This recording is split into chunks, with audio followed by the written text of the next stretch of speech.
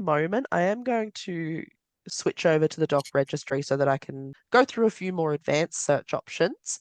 So the DocRegistry is under your blue documents, and this is where you'll find all of the search options across all matters. So previously we were in one matter, but if we were wanting to look for something across all matters, this is where you would go.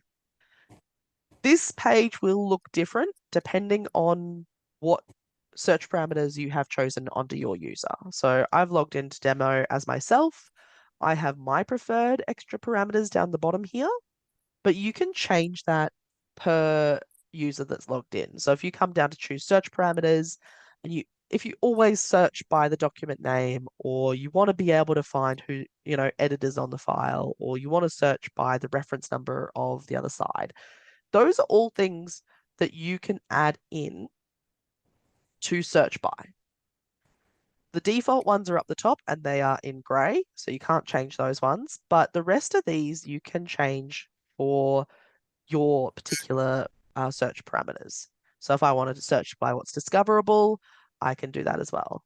And then save, and you'll find that it refreshes and adds in the extra parameter.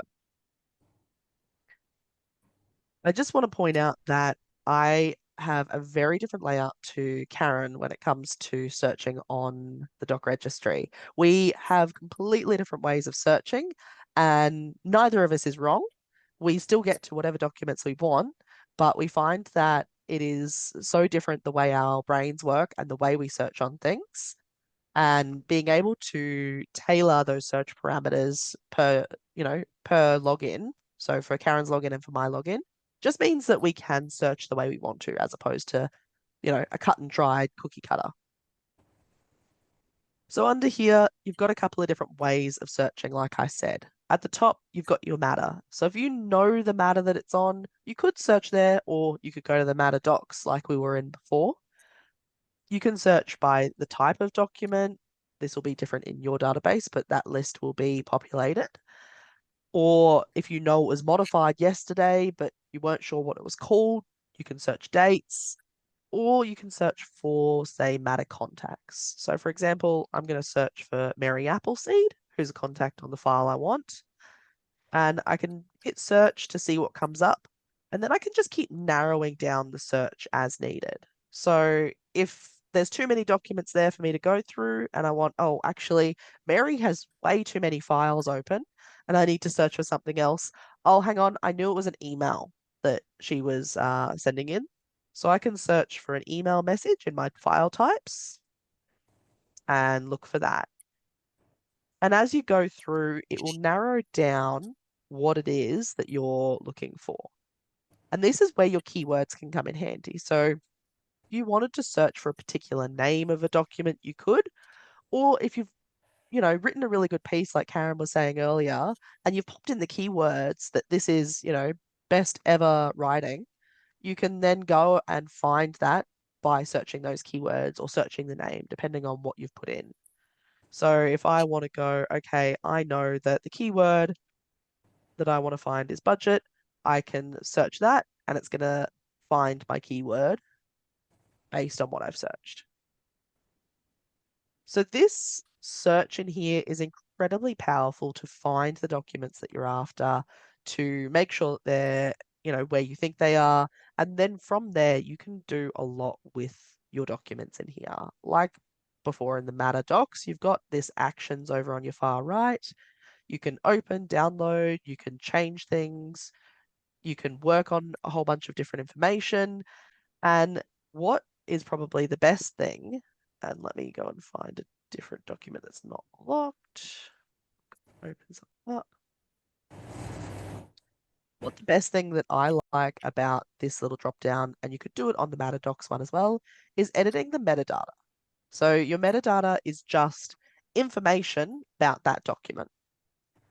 And I keep going on about these keywords. Well, we can go and find the keywords underneath this tab in the metadata. So I've got this document here. I could put in a whole bunch of information in here, or if there's some shorthand that you want to put in, you can put that in too. Now, I've gone about it through that actions option on the far right, but if I wanted to get into a simpler way, I can just click on the document number, which is next to your magnifying glass. So clicking on the document number also brings you to that metadata.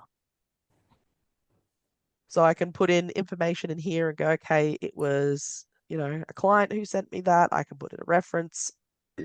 I can change the document type and go, actually, it's an email. I can change the owner. Anything in here, while it is in editable status, I can go through and change. And the other thing that you can do in here is, as I said, edit the keywords, add in any categories, or add in the details that are needed. Now, what is discoverable used for? So if I have discoverable ticked and I go back and I want to search, reset my search for Mary and go, yes, I want discoverable. It's just a common term, and it's more commonly found in family law, where you'll have a situation that, sorry, someone else is adding them in. You'll have a situation where you need to provide a whole bunch of documents to the other side. And so discoverable will be that checkbox of, okay, I want to just be able to quickly find what I need to provide. And you can search on those ones quickly and find them. You can then save those documents into a zip file and share with the other side. One of the things Gemma hasn't shown you yet is how we share files around the office. When if one of my team drafts up a complex letter, they'll go, I've started this letter, it's document blah, blah, blah, please review it. And I just stick the document number, 1377, 1402 in there, and I don't have to set anything else, and it just brings it straight up. And like you, we've got well over 100 documents, 100,000 documents in our database, and it is just so fast and so instant just with the document ID. To upload a document into Wiseowl from email, you can either do it through the Outlook helper or you can do it through the Upload New Documents button. So there's the two different ways. If you come into the DocRegistry, upload new documents here. You can select a particular matter if you're wanting to upload it to a particular matter, and then you can either drag and drop it in this dotted line, or you can click and browse for a particular document. So if you're on your email and you want to just drag it across, you can drag it into that box there, and it will upload with whatever details you've got at the top here.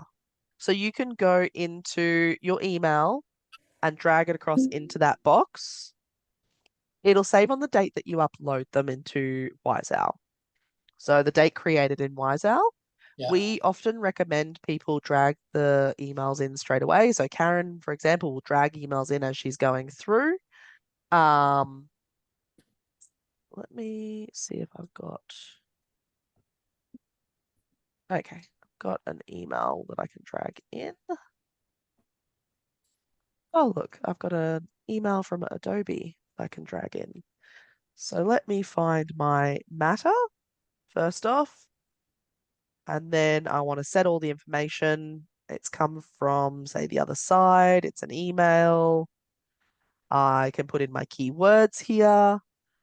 And then Put in once I'm Adobe. ready, sorry? Put in Adobe. Put in a keyword. Don't just talk about it. And you don't need to add it as a category.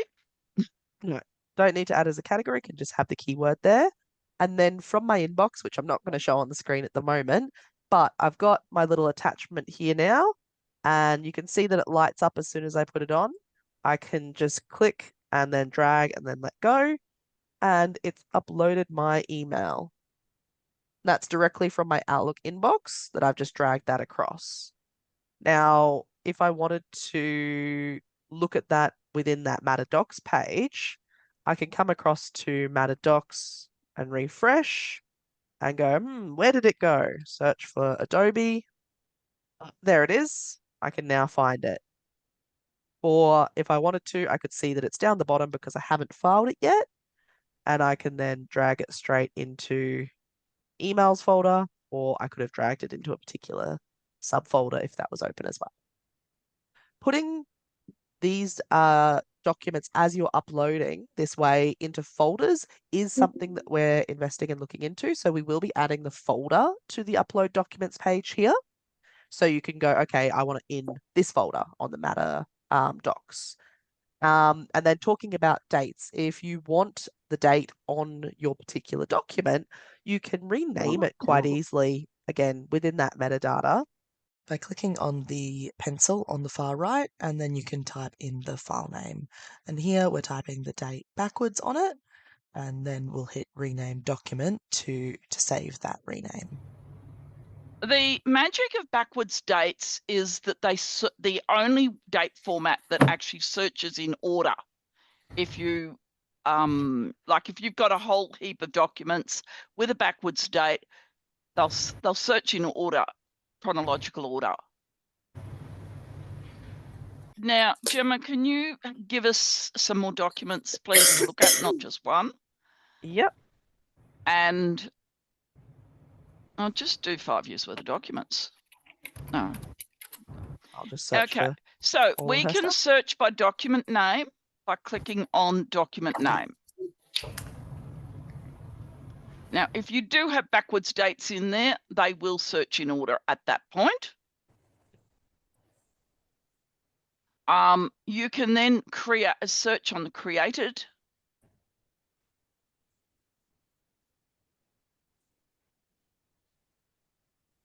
Or you can search by matter number.